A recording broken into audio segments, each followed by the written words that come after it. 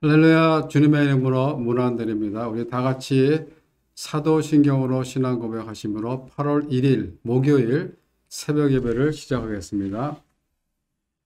나는 전능하신 아버지 하나님 천지의 창조주를 믿습니다. 나는 그의 유일하신 아들 우리 주 예수 그리스도를 믿습니다. 그는 성령으로 잉태되어 동정녀 마리아에게서 나시고 본디오 빌라도에게 고난을 받아 십자가에 못 박혀 죽으시고 장사된 지 사흘 만에 죽은 자 가운데서 다시 살아나셨으며 하늘에 오르시어 전능하신 아버지 하나님 우편에 앉아 계시다가 거기로부터 살아있는 자와 죽은 자를 심판하러 오십니다. 나는 성령을 믿으며 거룩한 공교회와 성도의 교제와 죄를 용서받는 것과 몸의 부활과 영생을 믿습니다. 아멘. 하나님 감사합니다. 저도 오늘도 예배 자리로 나왔습니다. 성령께서 함께해 주시고 이 예배 가운데 한 계신 주님의 임재를 경험케 하여 주시옵소서. 저희들 오늘 하루도 살아갈 때 하나님의 은혜와 사랑 가운데 살게 하시고 주어진 사명 현장에서 감사와 찬양이 넘쳐나게 하여 주시옵소서. 귀한 말씀 주심을 감사드리며 예수님 이름으로 기도합니다. 아멘.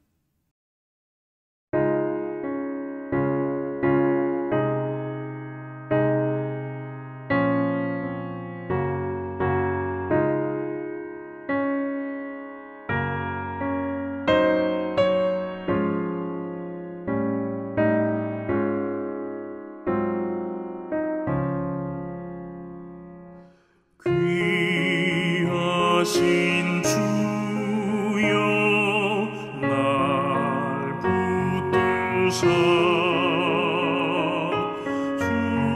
주께로 날마다 더 가까이 저 하늘나라 나 올라가 우주의 풍만을 늘 안기어 영생의 복 받기 원합니다.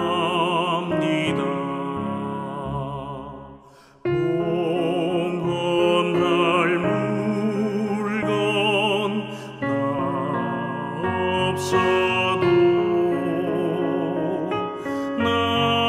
날마다 주께로 더 가까이 내 죄를 주께 각오하니 주님의 보혈로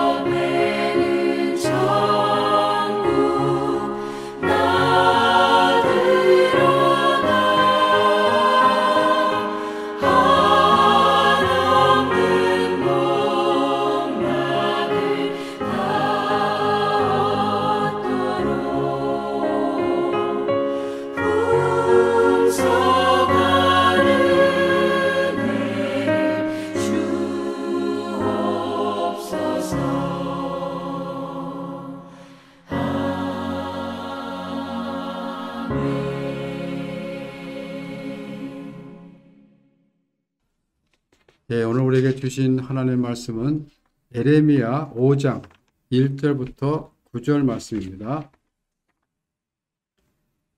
제가 봉독해 드리겠습니다. 너희는 예루살렘 거리로 빨리 다니며 그 넓은 거리에서 찾아보고 알라. 너희가 만일 정의를 행하며 진리를 구하는 자를 한 사람이라도 찾으면 내가 이 성읍을 용서하리라. 그들이 여호와께서 살아계심을 두고 맹세할지라도 실상은 거짓 맹세니라. 여호와여, 주의 눈이 진리를 찾지 아니하시나이까. 주께서 그들을 치셨을지라도 그들이 아픈 줄을 알지 못하며 그들을 멸하였을지라도 그들이 징계를 받지 아니하고 그들의 얼굴을 바위보다 굳게 하여 돌아오기를 싫어하므로 내가 말하기를 이 무리는 비천하고 어리석은 것뿐이라. 여호와의 길 자기 하나님의 법을 알지 못하니 내가 지도자들에게 가서 그들에게 말하리라. 그들은 여호와의 길 자기 하나님의 법을 안다 했더니 그들도 일제히 멍에를 꺾고 결박을 끊은지라. 그러므로 숯불에서 나오는 사자가 그들을 죽이며 사막의 이리가 그들을 멸하며 표범이 성읍들을 엿본즉 그리로 나오는 자마다 찢기리니 이는 그들의 허물이 많고 반역이 심함이니이다. 내가 어찌 너를 용서하겠느냐?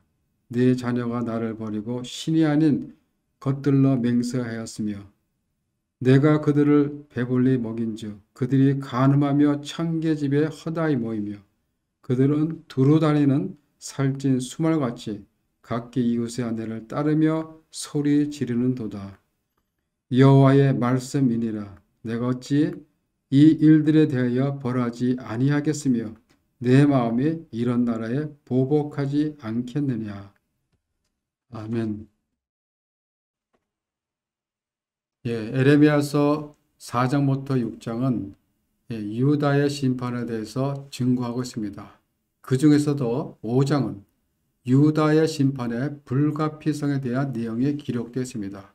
오늘 본문 1절부터 9절을 살펴보면 예루살렘의 완전한 타락에 대해서 말씀하고 있습니다. 1절에 보면 이렇게 말씀하십니다. 너희는 예루살렘 거리로 빨리 다니며 그 넓은 거리에서 찾아보고 알라. 너희가 만일 정의를 행하며 진리를 구하는 자를 한 사람이라도 찾으면 내가 이 성읍을 용서하리라고 하십니다. 하나님께서는 에레미야 선지자에게 예루살렘에서 정의와 진리를 행하는 그 한 사람이라도 찾아보라고 하십니다. 그것은 정의와 진리를 행하는 사람이 예루살렘에는 한 사람도 없다라는 수사적 표현이기도 합니다. 다시 말하면 예루살렘에는 바르게 행하는 사람이 한 사람도 없다라는 것입니다. 그것은 그 도시가 죄에 그만큼 만연해 있었다는 것을 의미하기도 합니다. 예를 들어 길거리에서 노상방뇨하는 사람이 있다면 그 사람은 거의 미개인 취급을 받습니다. 그러나 만약 대부분의 사람이 그렇게 행한다면 그것은 그냥 문화가 되어버립니다. 학생이 시험을 볼 때 부정행위를 하는 것은 용납될 수가 없습니다. 그러나 대부분의 학생들이 공공연하게 그렇게 행하고 한두 명만 그렇게 행하지 않는다면 부정행위가 바르지 않음에도 불구하고 그것을 행하지 않는 학생은 융통성이 없는 사람 혹은 바보 취급을 받는다는 것입니다. 그만큼 죄의 집단화는 무서운 것입니다. 지금 예루살렘이 그러하다라고 하나님께서 말씀하고 있는 것입니다. 소돔과 고모라는 그 성읍의 의인 10사람이 없어 하나님의 심판을 받았습니다. 그런데 예루살렘은 단 한 사람에도 찾아볼 수 없을 정도였습니다. 그럼에도 그들은 뭐라 그래요? 입으로는 하나님의 살아계심을 두고 맹세하였던 것입니다. 그것은 다 거짓인 것이죠. 2절에 보면 그들이 여호와께서 살아계심을 두고 맹세할지라도 실상은 거짓 맹세니라. 예, 입은 하나님의 것인데 그들의 삶은 아니었던 것입니다. 그 실상을 3절에서 좀 더 구체적으로 말씀하고 있습니다. 3절에 보면 여호와여 주의 눈이 진리를 찾지 아니하시나이까 주께서 그들을 치셨을지라도 그들이 아픈 줄을 알지 못하며 그들을 멸하였을지라도 그들이 징계를 받지 아니하고 그들의 얼굴을 바위보다 굳게 하여 돌아오기를 싫어하였다라고 합니다. 바위보다 굳어졌다라는 것은 그 인생이 뭐예요? 하나님에 대한 감각이 떨어져서 마치 하나님의 백성이 아닌 것처럼 되어서 그냥 하나님 없이 살고 있다는 의미입니다. 죄를 짓고도 그것이 죄인지를 모르는 것입니다. 그래서 하나님께서 그들을 징계하셔도 그것이 징계인 줄 모르고 또 징계로도 여기지 않기 때문에 더 완고해져서 더 완악해져서 돌아오지를 않는 것입니다. 그렇습니다. 예루살렘의 멸망의 원인은 그들의 영적 무감각에 있었습니다. 하나님께서 그들의 강박함을, 그들의 완고함을 돌이키기 위해서 징계의 채찍을 들었지만 그들은 전혀 그 의도를 파악하지 못하고 오히려 더욱더 하나님을 멀리 떠났던 것입니다. 하나님이 그들을 돌이키시기 위해서 징계를 내리지만은 그들의 마음은 완악해서 그 징계의 의미를 깨닫지 못하고 하나님께 돌아오지도 않았던 것입니다. 이것은 한 번, 두 번이 아니고 1년, 2년이 아니었습니다. 그동안 선지자들을 통하여 수없이 그들을 깨우치고자 하나님의 예를 쓰셨지만은 그들은 듣지 않았던 것입니다. 그래서 하나님이 참다 못해서 이제 심판을 말씀하시는 것입니다. 예루살렘 사람들이 하나님으로 섬기지 않을 때 어떻게 되는지를 6절에서 이렇게 말씀하고 있습니다. 그러므로 숯불에서 나오는 사자가 그들을 죽이며 사막의 이리가 그들을 멸하며 표범이 성읍을 엿본즉 그리로 나오는 자마다 찢기리니 이는 그들의 허물이 많고 반역이 심함이니이다.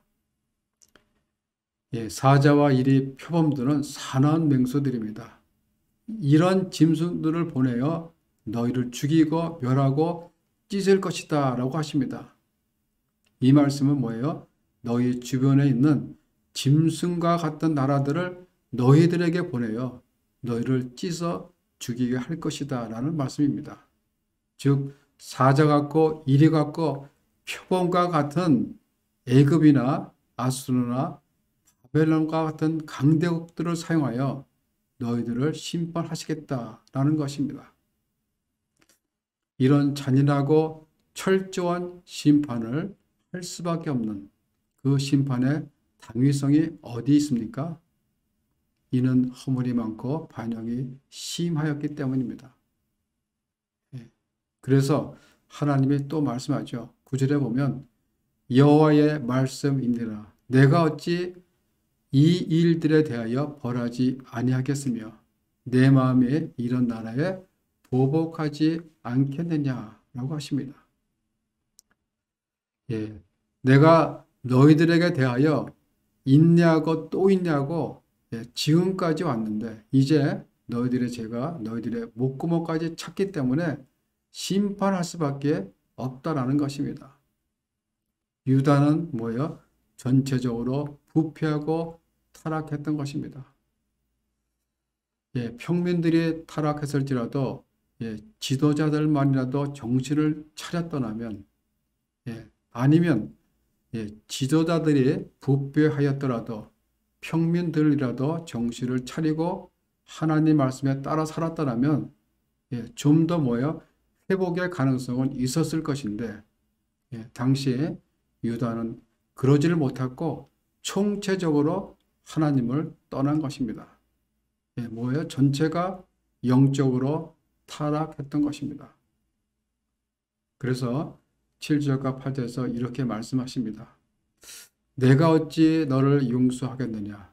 내 자녀가 나를 버리고 신이 아닌 것들로 맹세하였으며 내가 그들을 배불리 먹인즉 그들이 간음하며 창기의 집에 허다히 모이며 그들은 두루 다니는 살찐 수말같이 각기 이웃의 아내를 따르며 소리 지르는도다. 무슨 말이죠? 너희 가족들이 나 여호와를 버리고 우상을 숭배했다는 것입니다. 우상 숭배는 뭐예요? 제1, 제2 계명을 어기는 하나님이 가장 싫어하는 죄악입니다. 이것은 하나님을 만물의 창조주와 주권자로 인정하지 않는다는 말이기도 합니다. 그렇기 때문에 과거나 지금이나 하나님 앞에 우상 숭배는 뭐예요? 큰 죄일 수밖에 없습니다.